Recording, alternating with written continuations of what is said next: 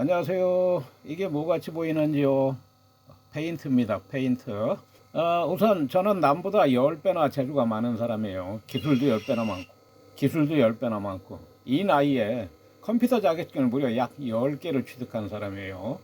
저는 나이가 있어도 모르는 게 있으면 죽어라 배우고 열심히 공부를 하는 사람인데, 글쎄요, 다른 사람들은 대부분 안 그렇더라고요. 저는 이제 이렇게 기술이 많은데도 페인트는 잘 몰라요. 페인트는 칠을 안 해봤으니까. 그러나 이제 뭔가 사업을 해보려고 내가 페인트 칠을 지금 연습을 하기 시작한 지가 한 10개월 됐어요. 10개월 동안에 약 1,000만 원 정도 들어갔습니다. 페인트 연습을 하는데 1,000만 원 들어갔다고요. 내가 뭐 돈이 많은 재벌이라서 그렇게 많은 돈을 들인 게 아니고요.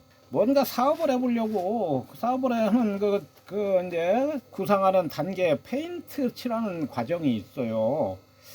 그런데 페인트를 터득을 못했어요. 10개월 동안 돈을 1,000만 원 정도를 들여서 연습을 했는데도 안 돼요. 그래서 지금은 이제 한 절반 정도는 터득을 했어요.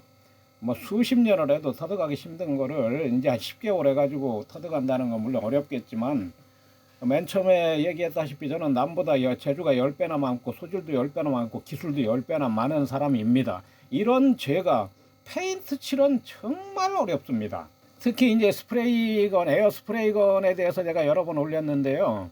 저는 이제 페인트 칠하는 거를 뭐 먼발치에서 한두 번 안 본 사람이 있겠어요. 보기야 봤지만 장전 해본 적도 없고, 그래 이제 저는 이제 재주가 많으니까 내 나름대로 연구를 해가지고 에어 스프레이건 사용법도 여러 번 올렸어요. 에어 스프레이건으로 칠을 하든 뭘로 칠을 하든지 간에 일단 이 페인트가 제가 지금까지 터득한 것으로는 그래요. 어떤 분은 그 전문가들은 에어 스프레이건을 뭐 100만 원짜리를 쓰고 이 쉰너를 섞지 않고 원액을 그냥 스프레이를 한다고 그러더라고요. 그러니까 뭐 한 5마력, 10마력짜리 엄청난 콤프를 가지고 막 강제로 밀어낸다는 얘기죠. 그래야 페인트가 뭐 두껍게 칠해진다고 그러는데요. 글쎄요, 저는 그렇게 해본 적도 없고, 제가 이 페인트를 전문적으로 칠할 사람도 아니기 때문에 제가 앞으로 그렇게 할 일은 없을 것 같아요. 그래서 이제 이 페인트 원액으로 쉰너를 섞지 않고 아주 마력도 높은 컴프레셔로 칠하는 건 내가 모르겠지만 지금까지 이제 경험상 페인트를 두껍게 칠하면 무조건 안 돼요.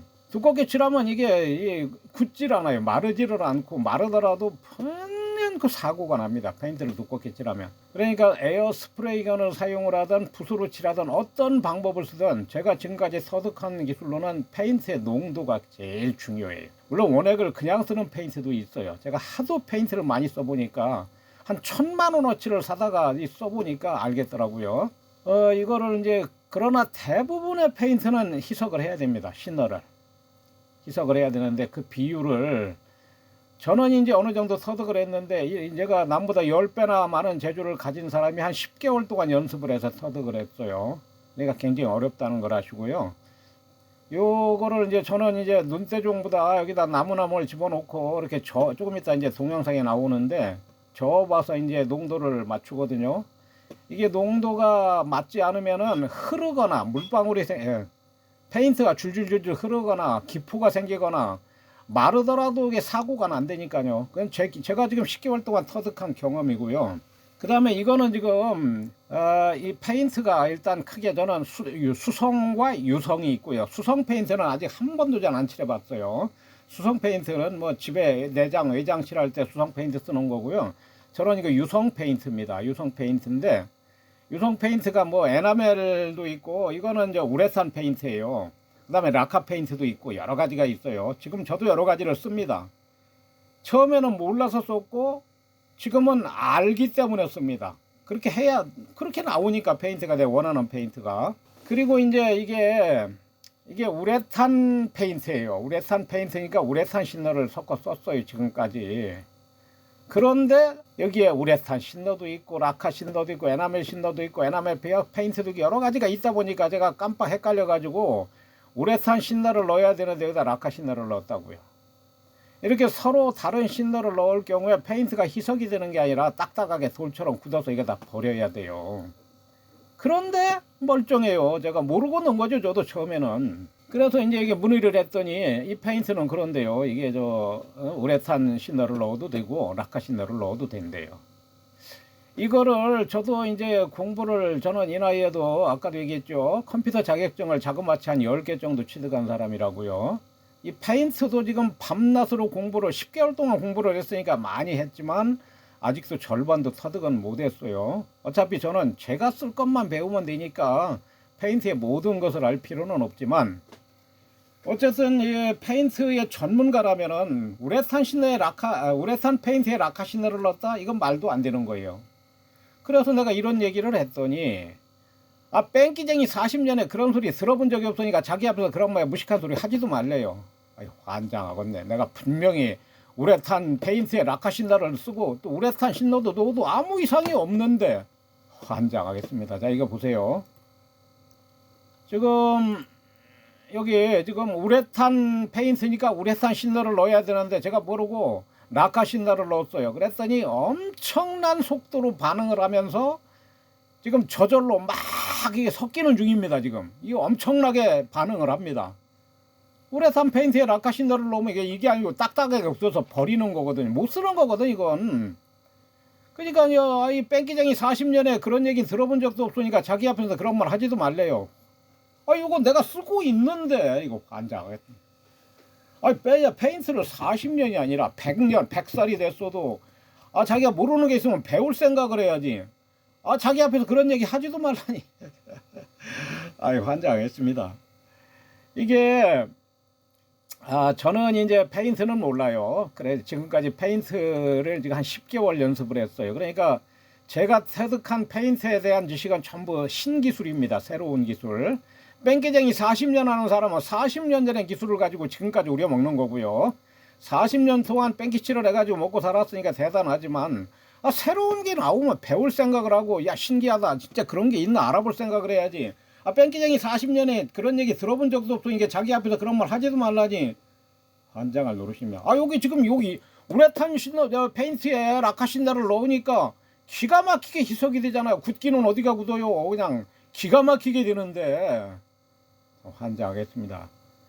그래서 자기가 아무리 해당 분야의 전문가라 하더라도 이 세상은 넓고 할 일도 많다가 아니라 배울 게 참 많습니다. 여기 우레탄 신너 있잖아요. 우레탄 신너를 넣어야 되는데 이게 라카 신너를 쓰는 페인트가 있거든요. 라카 페인트가. 그러니까 어디 깜빡 잊고 헷갈려가지고 여기다 라카 신너를 집어넣은 거예요. 그러니까 이 페인트를 다 버려야 된다고 지금. 버려야 되는데 이렇게 막 엄청나게 반응을 해가지고 기가 막히게 희석이 돼요. 아주 그냥 한마디로 끝내주게 그냥 섞입니다. 이게 되는데 내가 직접 쓰고 있는데 왜 자기 40년 동안 페인트 칠을 해서 이런 거 들어본 적도 없으니까 이런 얘기 말하지도 말라 그러냐고요. 참 환장할 노릇이죠. 그래서 이거를 제가 이제 지금은 에어스프레이건 사용법은 아닙니다만 에어스프레이건을 하던 붓으로 칠을 하던 이렇게 자 이거 보세요. 이거는 내가 지금 테스트를 하는 거고요. 이건 너무 묽어요. 이건 내가 테스트로 하는 거고 이렇게 묽은 페인트는 물론 페인트에 따라서는 이렇게 묽은 페인트도 있어요. 그거는 그것도 이 라카를 섞었습니다. 저는 원래는 섞지 않아도 되는데 왜 그러냐면 안 섞으니까 안 되기 때문에 섞는 거고 제가 쓰는 용도에 맞지 않으니까요. 이런 식으로 이제 그 나무를 집어넣어 가지고 나무나 뭔가를 이렇게 집어넣어서 이렇게 농도를 본다고요. 흐르는 정도를 봐가지고 이 농도가 맞아야 돼요. 이게 안 맞으면은 물론 이거는 제가 10개월 동안 터득한 기술입니다. 이 농도를 잘 맞춰야 되는데 그러니까 페인트에 시너를 많이 붓지 말고 조금씩 넣으라고. 조금씩 1:1, 1.2, 1:1, 1.5:1 이런 식으로 그렇게 하다 보면은 라카를 한 4배 넣어야 되는 페인트도 있어요. 안 넣어야 되는 페인트도 있고 조금만 넣어야 되는 페인트도 있고 그러니까 이걸 맞추라고요. 너무 묽으면 줄줄줄 흐르고 페인트 칠이 안 되죠. 너무 진하면은 페인트가 진하면 그건 무조건 안 돼요. 첫째, 페인트가 균일하게 칠해지질 않고 필연적으로 사고가 납니다. 저는 인터넷 검색해 보면 페인트 마르는 시간이 한 4시간에서 7시간, 8시간 된다고 이렇게 많이 나와 있어요. 제 경험상 가장 얇게 칠했을 때 48시간입니다. 그것도 뭐랄까 좀 급해서 다시 칠할 때 48시간이고 그렇지 않으면 약 72시간 후에 재도장을 해야 정상이다. 제가 터득한 기술은 그렇습니다. 유성 페인트일 경우에 한번 칠해놓고 3일 후에 칠을 해야 정석이다. 예, 여기다 이제 저는 이걸 사업을 하려고 시작을 했기 때문에 페인트도 많이 했지만 이제 원적외선 난로를 놓고 이거를 건조도 시켜보고 선풍기로 건조도 시켜보고 그냥 난로로도 시켜보고 하다못해 그 전자레인지, 전기레인지 별의별 방법을 다 해봤어요. 그 중에서 가장 좋은 방법은 원적외선 난로입니다. 원적외선은 그 난로 그 열판에 바퀴벌레가 돌아다녀요. 그 뜨겁질 않다고요. 원적외선은 원적외선이 나오는 거니까. 그런데 따뜻해요. 그러니까 원적외선으로 할 때 페인트가 가장 건조는 잘 되는데 어차피 영하나 영상 한 5도 미만의 차가운 날씨에서는 그 원적외선 난로를 피우는 게 좋지만 그렇지 않고 일반 상온에서는 전기세만 많이 나오지 별 차이가 안 나요. 이틀 3일을 말리면은 원적외선 난로가 있는 피워놓고 말리나 그냥 말리나 거의 똑같습니다. 괜히 전기세만 나오게 난로 피울 필요가 없다는 얘기예요. 요즘 같은 날씨에는. 물론 이거는 전문가하고 틀립니다. 제가 터득한 10개월 동안, 저는 10개월이지만 가장 최신의 기술이고 물론 기술이랄 것도 없어요. 어디서 배운 것도 없고 그냥 저 혼자 연구로 해서 터득한 건데 원적외선으로 하는 게 가장 빨리 마르지만 영상 이렇게 요즘 같은 날씨에서는 난로 피우나 안 피우나 거의 차이가 없다. 이게 제가 내린 결론입니다. 자, 오늘 여기까지 하겠습니다. 감사합니다.